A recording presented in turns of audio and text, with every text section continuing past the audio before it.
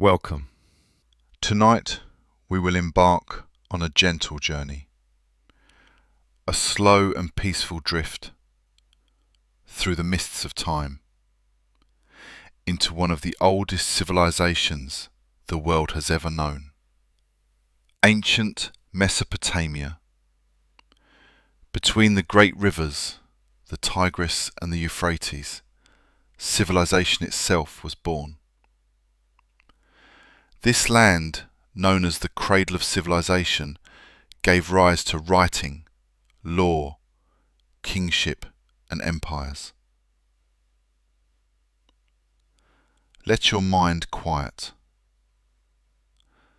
Let your breathing slow. And allow yourself to be carried away on a calm voyage into the distant past. This is the entire story of ancient Mesopotamia. Before cities, before kings, before the sound of written words etched into clay, there were simple people, gatherers, hunters, moving with the rhythm of the seasons. But as the last ice age came to an end, the rivers of Mesopotamia began to nurture something new. In the fertile lands of the ancient Near East, humans first learned to plant crops: barley, wheat, lentils, carefully tended under the warming sun. The wild sheep and goats were tamed. The first clay pots were shaped by hand, and people slowly began to settle. By around 10,000 BC, the first permanent villages appeared. Modest clusters of mud brick homes. Families gathered around fires, sharing food, tools, and stories. In these early settlements, like Jericho and Çatalhöyük, life was still fragile, but something was beginning to change. As agriculture grew more reliable, food surpluses allowed populations to expand. Communities began to specialize. Some made tools, others wove baskets, some watched the stars. Over thousands of quiet years, a great transformation ondowed. By 5000 BC, farming communities dotted the plains of southern Mesopotamia. The rivers gave life, but also demanded discipline. Irrigation required cooperation, and cooperation gave rise to leadership. Soon, the first signs of organized religion appeared. Small temples made of clay, dedicated to forces of nature: sun, storm, river. It is here, in these humble origins, that the seeds of civilization were sown, not in a single moment, but over millennia of small steps and quiet progress. From simple villages to mighty cities, from scattered families to structured society, Mesopotamia was slowly awakening. And now the rivers would give birth to something extraordinary, to cities that would shape history, to Sumer. As the centuries passed, the settlements along the Tigris and Euphrates began to grow. They expanded little by little. Clustered homes became neighborhoods, neighborhoods became districts, and some villages became cities. Among the southern plains of Mesopotamia, in a region known as Sumer, a remarkable transformation took shape. The Sumerians were not a single people at first, but a collection of independent city-states, each with its own ruler, its own deity, its own customs and walls. Ur, Uruk, Eridu, Lagash, Nippur, each a world unto itself, but all part of something greater, the first true civilization in human history. By around 3500 BC, Sumer had entered what scholars call the urban revolution. In the heart of these cities rose enormous temples, ziggurats, stepped towers of mud brick, built to reach the heavens, topped by sanctuaries where priests offered prayers, incense, and sacrifice. The gods of Sumer were many. Inanna, goddess of love and war; Enki, the god of wisdom and water; Anu, the god of the sky. Each city had its own patron deity, and life revolved around worship, ritual, and obedience. Priests played a central role. They controlled the granaries, oversaw irrigation, interpreted omens. They were the keepers of knowledge. And then came writing. Around 3200 BC, the Sumerians developed the world's first writing system, cuneiform. At first, it was simple, just tokens and marks to record trade, taxes, and temple offerings. But soon, it evolved. Symbols became words, words became phrases, and phrases became literature. With a reed stylus pressed into soft clay, scribes recorded the stories of gods and kings, hymns, prayers, laws, even business transactions. One of the earliest known works of literature, the Epic of Gilgamesh, was born here in Sumer, the story of a hero king seeking immortality in a world ruled by fate. Society in Sumer was carefully structured. At the top were kings, Lugals, big men as they were called. Not divine, but divinely chosen. They claimed authority through strength and favor from the gods. Beneath them, priests, then merchants, craftsmen, farmers, and, at the bottom, slaves. Yet life in Sumer was not all ritual and rule. There was art, there was music, there were markets full of goods from distant lands, copper from Anatolia, lapis lazuli from Afghanistan, timber from the mountains. The rivers became highways for trade. Boats carried grain, dates, fish, and textiles, and returned with riches from afar. The Sumerians invented more than writing. They developed the wheel, not for war, but for carts and pottery. They used Wars broke out, walls were built higher, kings grew more powerful.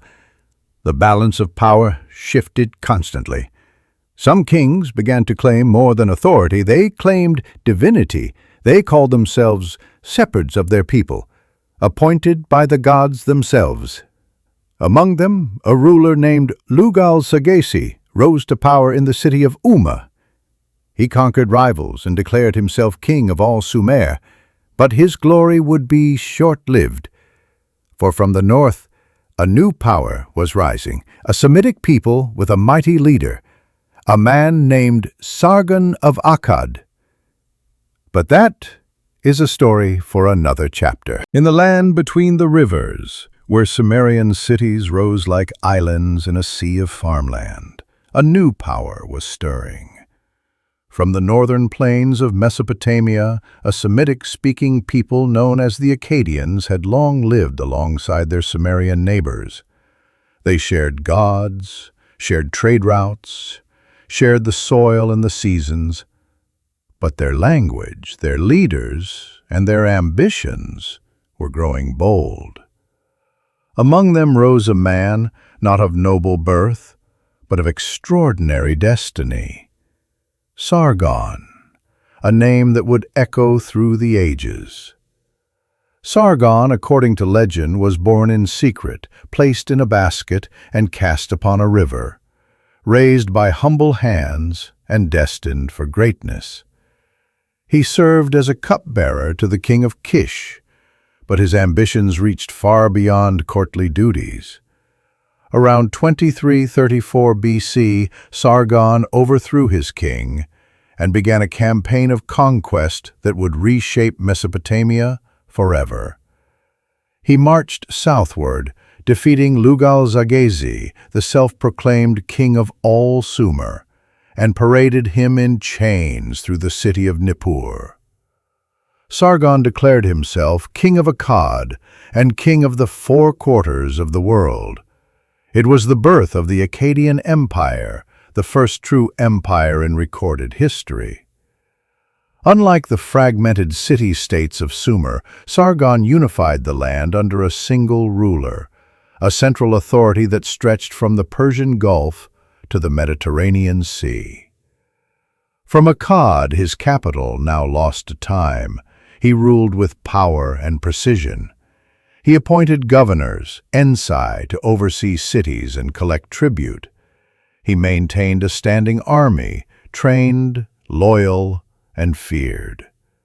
Trade flourished under his rule. Goods from Elam, from the Levant, from the mountains of Anatolia, all flowed through Akkadian hands. But Sargon's empire was not built on war alone. He promoted the use of Akkadian language across the land.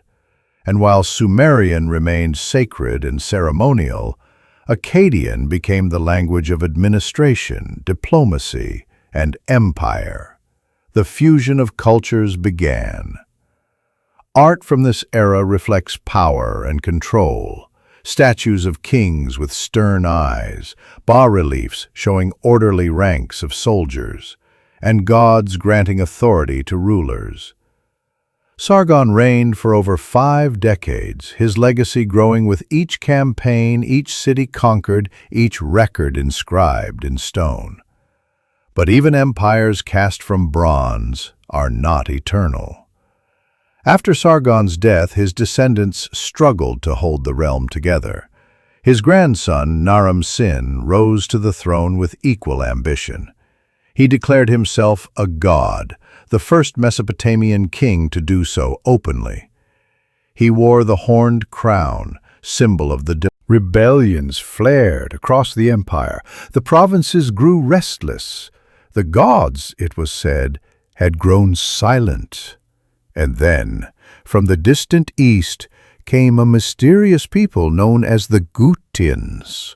From the Zagros Mountains they swept across the plains. Their raids were swift, chaotic, and devastating. The Akkadian Empire began to fracture.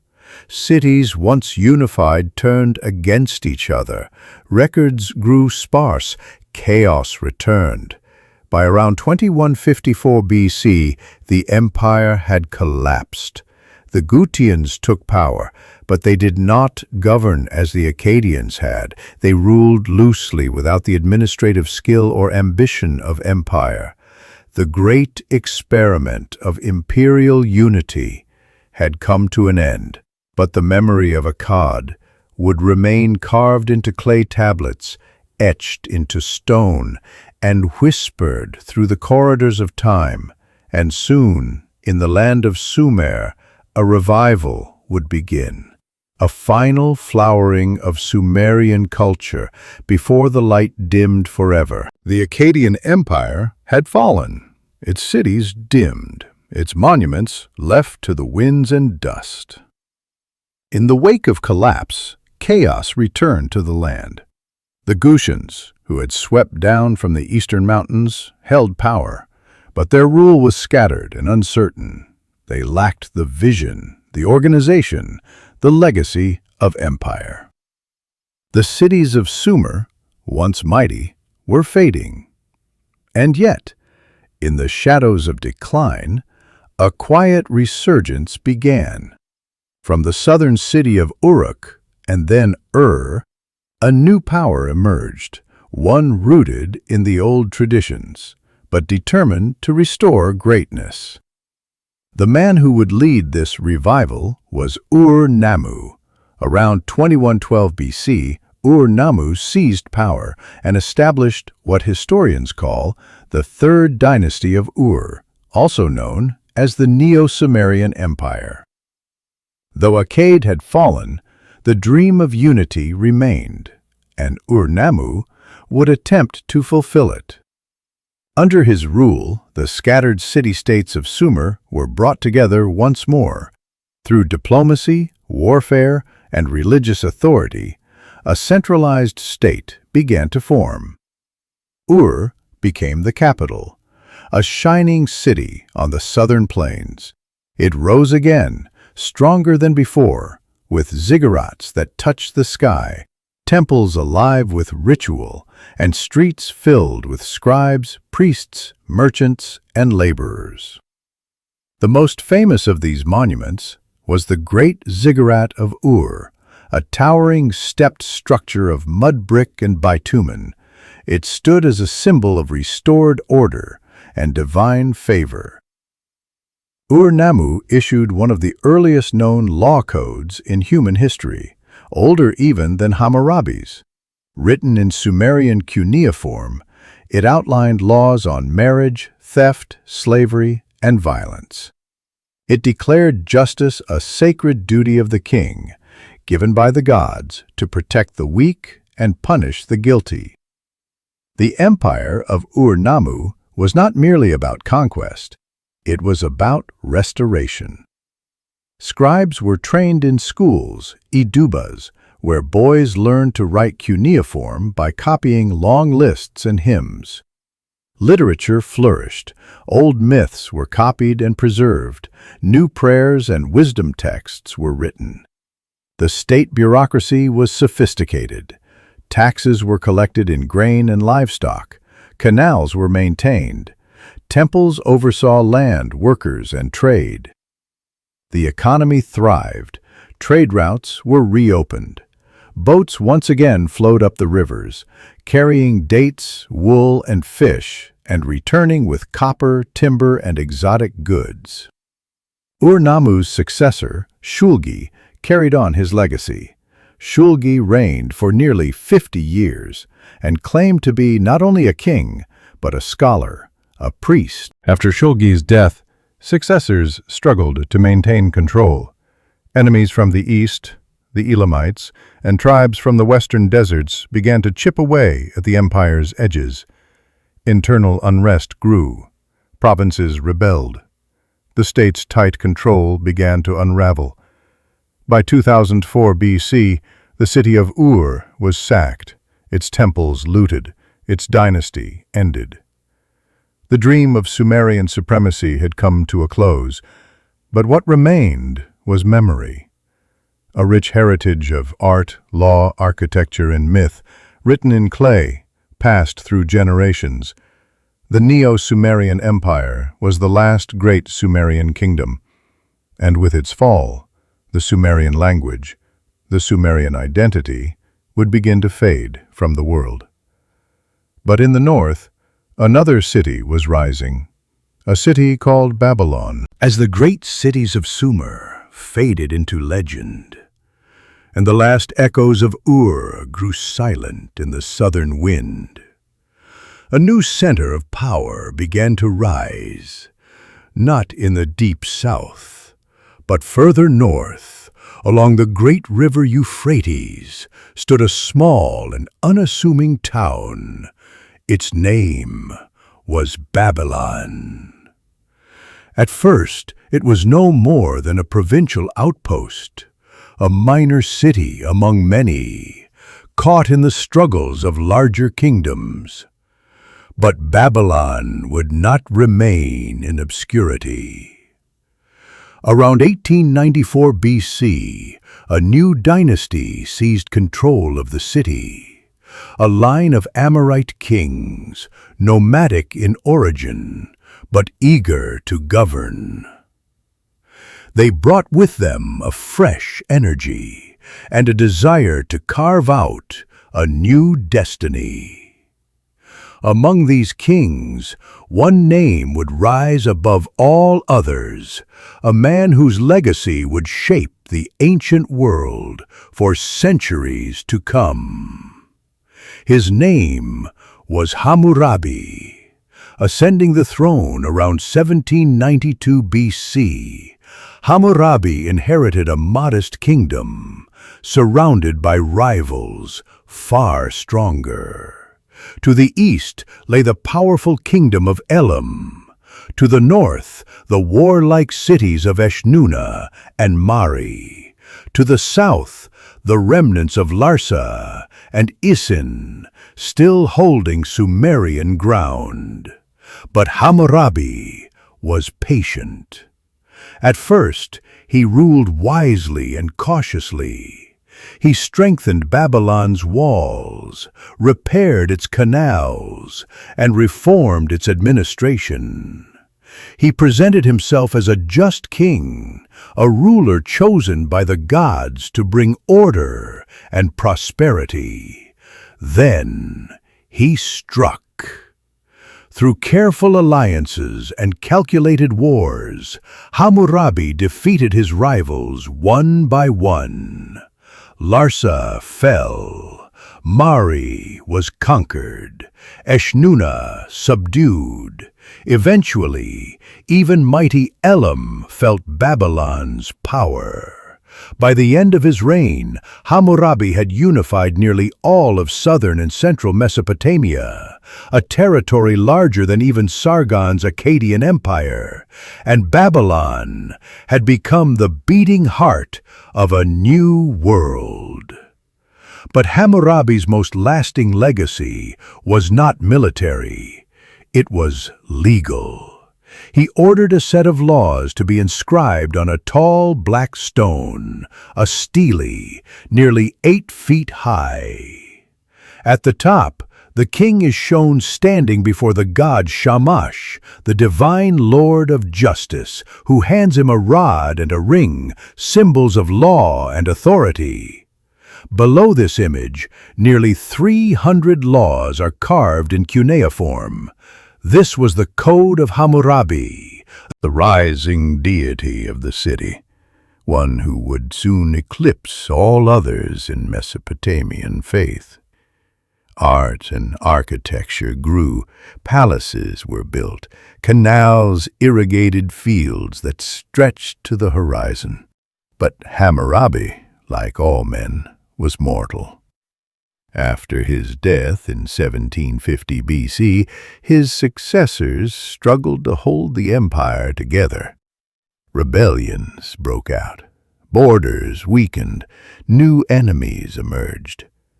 Eventually, around 1595 BC, the city of Babylon was sacked by the Hittites, a warlike people from Anatolia. They came swiftly, plundered the city, and vanished just as quickly. The first Babylonian dynasty had come to an end, yet the name Babylon would not fade. Its reputation, its cultural power, its spiritual role as the seat of Marduk would endure. Babylon had risen, and though it had fallen, it would rise again. For now, new rulers would take the stage. The world of Mesopotamia was far from finished. When the Hittites descended upon Babylon in a sudden wave, they did not stay. They came. They plundered, and then returned to their distant homeland in the Anatolian highlands.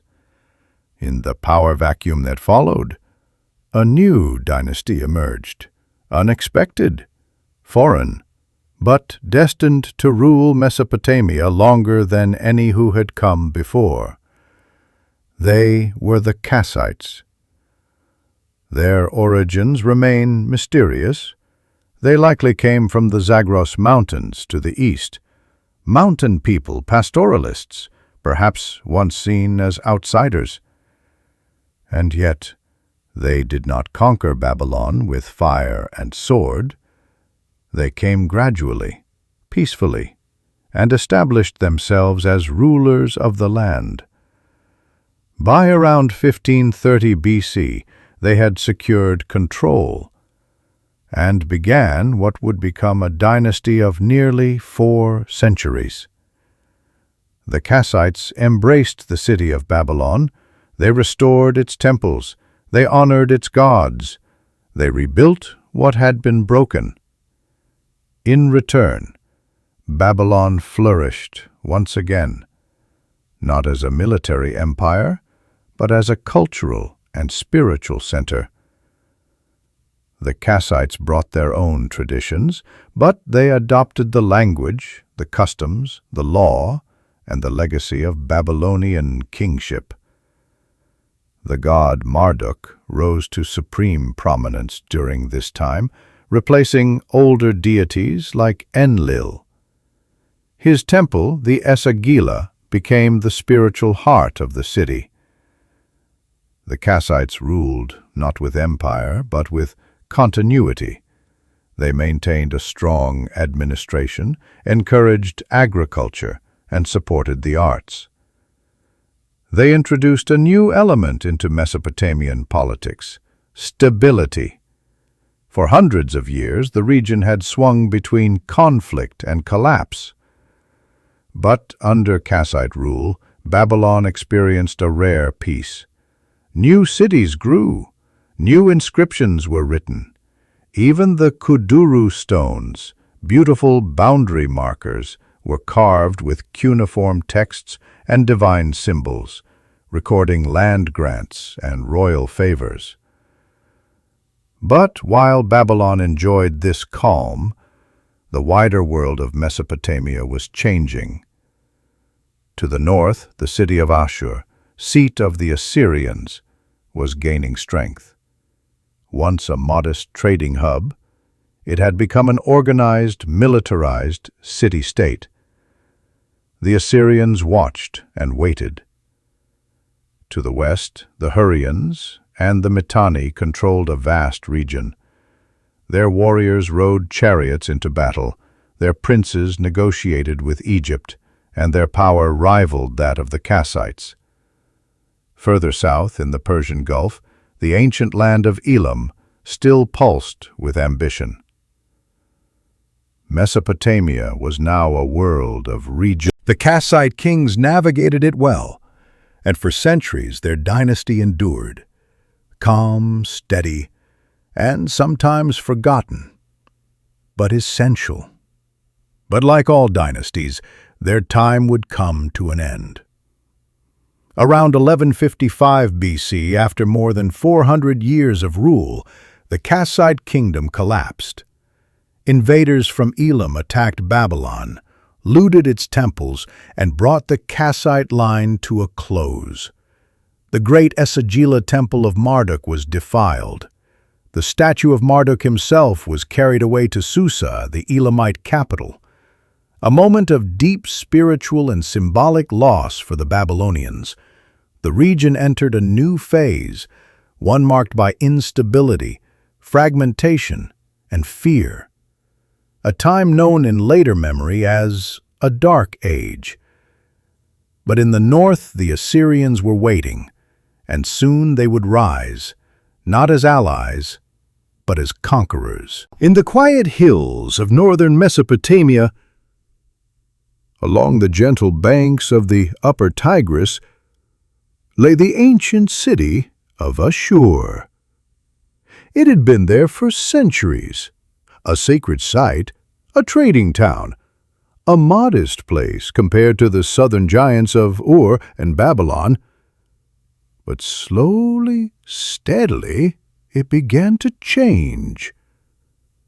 As the Kassite dynasty governed the south with peace and tradition, the Assyrians in the north grew in strength. They were patient, organized, disciplined. By circa 1300 BC, the Assyrians had begun their ascent. At first, it was modest, a few campaigns, a handful of conquests. But behind their rise was a new kind of king. Not just a ruler, but a warrior. Not just a priest of the gods, but the arm of divine vengeance. The Assyrian kings marched with soldiers, scribes, and artists. They conquered cities and then carved their victories into stone. Among the earliest of these kings was Adad-nirari I, followed by Shalmaneser I and Tiglath-Pileser I. Their armies pushed outward, west into Syria, south toward Babylon, north into Anatolia. The Assyrians brought with them siege engines, iron weapons, and terrifying precision. They were relentless. Their empire expanded not through negotiation, but through power. In time, Assyrian kings ruled over cities like Nineveh, Kalhu, and Dur-Sharrukin. These cities became symbols of imperial might, filled with grand palaces, towering walls, and endless records carved in cuneiform. But the Assyrians were not just warriors. They were administrators, bureaucrats, record-keepers. Every sack of grain, every prisoner taken, every stone laid in a wall was written down. They built roads to move their armies swiftly and stations to deliver royal messages faster than ever before. The empire was a machine, efficient, brutal, and awe-inspiring. And at its heart was the divine justification of war. The king did not conquer for himself. He conquered for Ashur, the god. To submit to Assyria was to embrace cosmic order.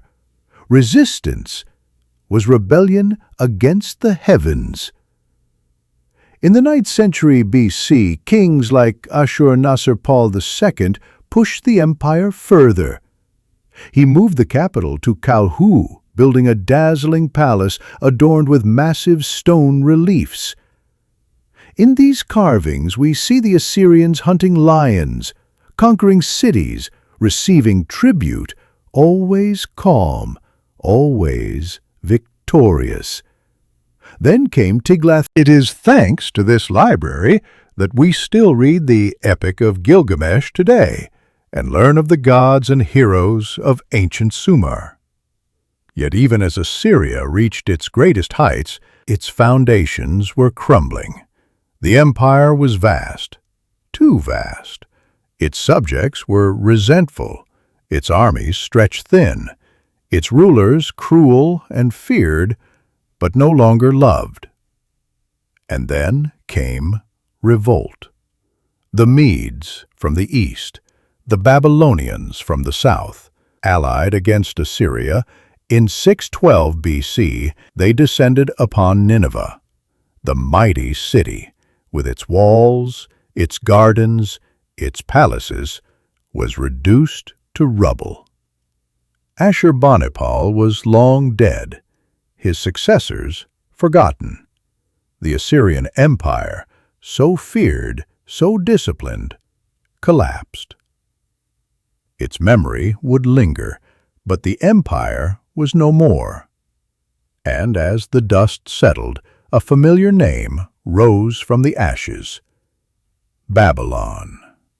The silence that followed Assyria's fall, a voice rose again, familiar, proud, and ancient. It was Babylon. Long had it lived in the shadow of empires, but now, in the twilight of the 7th century BC, it stepped back into the light. At the heart of this resurgence was a Chaldean prince, a man named Nabopolassar. In 626 BC he declared himself king. He had fought alongside the Medes to bring down Nineveh, and now he claimed the prize. The rebirth of Babylon had begun. He and his son Nebuchadnezzar would forge an empire that for a time would rival even Assyria at its height. But this was not just an empire of war. It was an empire of beauty, of monuments, of memory. Under Nebuchadnezzar II, Babylon became a city of wonder. He rebuilt the walls, thick and towering, and lined the ceremonial way with gleaming blue-glazed bricks. He constructed the Ishtar Gate, adorned with lions, bulls, and dragons, each animal a divine symbol, guarding the path to the sacred heart of the city. He expanded the temple of Marduk, the great Esagila, and restored the Etemenanki, the legendary ziggurat, a towering structure that may have inspired the biblical Tower of Babel. Babylon was no longer just a city. It was a statement, a declaration of revival, and a testament to the endurance of Mesopotamian civilization. Nebuchadnezzar was not only a builder, he was a conqueror too. He led campaigns deep into Syria, fought the Egyptians, and in 587 BC he laid siege to Jerusalem. The city fell. Its temple was destroyed, and its people, many of them, were taken into captivity. Thus began the Babylonian exile, a moment deeply etched in the memory of the Jewish people. Back in Babylon, the exiles walked among the gardens and towers. They saw a city alive with merchants, scribes, priests, and astronomers. Some say that Nebuchadnezzar, for his Median wife, constructed one of the 7 wonders of the world, the legendary Hanging Gardens. Lush greenery cascading from terraces, irrigated by ingenious devices rising like a mountain from the desert plain. Whether real or imagined, the legend only added. Its towers still stood, its temples still rang with prayer, but its glory as an independent empire had passed into memory. As the stars shifted slowly above the plains of Mesopotamia and the temples flickered with the last embers of incense, a new presence approached from the east, the Persians. They came not with fire and fury, but with calm purpose. Their leader, Cyrus the Great, was not merely a warrior, but a strategist, a ruler with vision and patience. By the mid-6th century BC, Cyrus had already united the Medes and Persians under one banner. He had conquered Lydia to the west, and now he turned his gaze to the heart of the Fertile Crescent, to Babylon. At this time, Babylon was ruled by Nabonidus, a scholarly religious king, but not a popular one. He had spent years away from the city, living in the Arabian oasis of Taimah, and had neglected the powerful Babylonian priesthood. In his absence, unease grew. So when Cyrus marched toward Babylon in 539 BC, he was seen not as an invader, but as a savior. The Babylonians did not resist. There was no desperate last stand, no siege engines battering at the walls. Instead, the gates opened. The armies of Cyrus entered the city, not with chaos, but with ceremony. In the Cyrus cylinder, often called the first charter of human rights, the king described himself as a restorer of order, chosen by Marduk, the chief god of Babylon, to bring peace. He respected the temples, restored statues to their rightful homes, and allowed captive peoples to return to their lands. The Jews, exiled in Babylon for nearly 50 years, were permitted to return to Jerusalem and to rebuild their temple. For the Babylonians, this was not a defeat soaked in blood, but a transformation. The city retained its importance, still a hub of trade, worship, and learning. But it was no longer the beating heart of an empire. Now, it was one city among many in the sprawling realm of the Achaemenid Persian Empire. Cyrus ruled with tolerance, but also with quiet control. His governors, satraps, were appointed to oversee regions. His roads stretched for hundreds of miles. His messengers rode day and night across the empire. And Babylon, with its towers and scholars, became one of the brightest jewels in his imperial crown.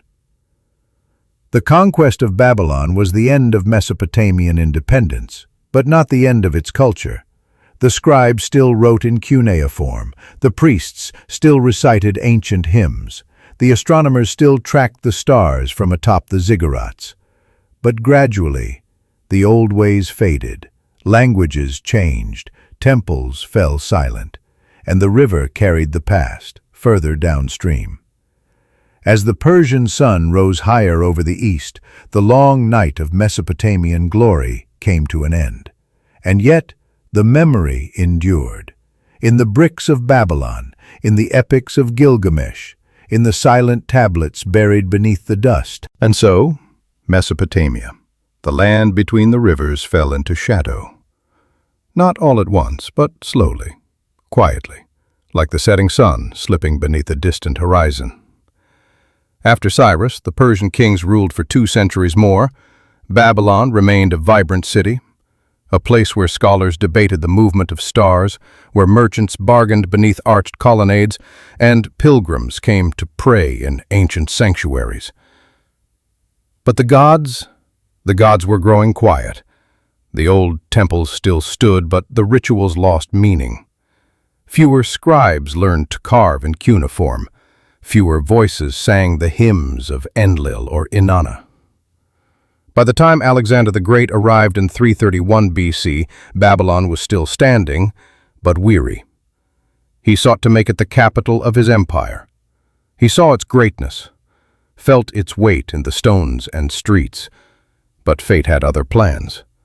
Alexander died in Babylon in 323 BC, and his empire fractured. The Seleucid kings who followed ruled from afar. New cities, Greek cities, rose along the Tigris, and Babylon began to fade. By the 2nd century BC, its temples crumbled, its libraries fell silent, and the last scribes, still etching in cuneiform, did so in near obscurity. Then came the Parthians, then the Romans, then the Sassanids. Each empire left its mark, but none could rekindle the ancient flame. By the 1st century AD, the old cities, Ur, Nippur, Lagash, were little more than dust. Villages grew atop their ruins, fields replaced palaces. Still, echoes lingered. In villages along the rivers, fishermen still told stories of Gilgamesh, shepherds still remembered the stars, and priests whispered old names by oil lamp light. Then came a new force, a new faith from the west. Christianity spread across the region, bringing new symbols, new rituals. The temples of the old gods fell into ruin, their names forgotten by many, but not by all. And in the 7th century AD, the final curtain fell as Islam arrived. The Arab conquest swept across Mesopotamia. New cities rose, Kufa, Basra, and in time, Baghdad. The Quran replaced the Enuma Elish. Arabic replaced Akkadian. The rivers still flowed, the land still breathed, but the world had changed. The cradle of civilization had become an ancient memory. And yet, what a memory it was. The wheel, the plow, the sail, the city, the state, the law, the poem, the prayer, the star chart, all were born here. In a time before time, in a world of mud, brick, and myth. Though buried beneath the sands, the soul of Mesopotamia. Long after the cities crumbled and the gods fell silent, the legacy of Mesopotamia lived on, not in stone, but in thought, not in empire, but in memory. It was here, between the Tigris and Euphrates, that the human mind first dreamed of order, of language, of time. From the reeds of the river bank came the first written word. From the quiet counting of cattle came the first numbers. From the gaze lifted toward the sky came the first map of stars. The people of Mesopotamia, farmers, priests, kings, and scribes, laid the invisible foundation of all we now take for granted.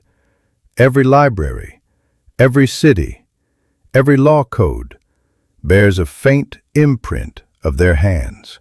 Even in your dreams tonight, you walk on paths they once carved. the calendar that marks your days, the hours that shape your time, the stories you tell your children, all trace back somehow to this ancient land of shadow and sun. And though the ziggurats have fallen, though the cuneiform tablets lie buried in dust, the echo remains. In every book opened, in every contract signed, in every moment of wonder at the night sky, the voice of Mesopotamia speaks again, softly, gently, like the wind across forgotten plains. So now, as you drift into sleep, know that you are resting in the arms of history, cradled by the first cradle of civilization, and perhaps, in your dreams, you'll hear the rivers flow again. You'll see the stars traced anew, and you'll remember that long ago, before pyramids, before philosophers, before empires of East and West, there was Mesopotamia, and it all began with a whisper in the dark.